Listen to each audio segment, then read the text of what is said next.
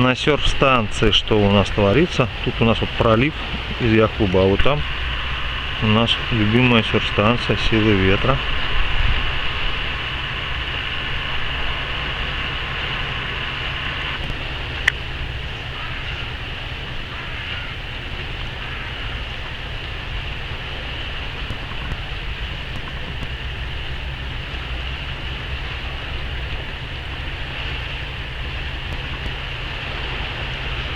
Народ стоит.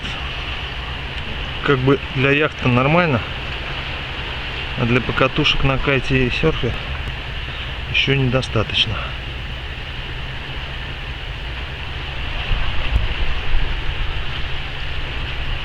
Так что кайты ждут своего часа.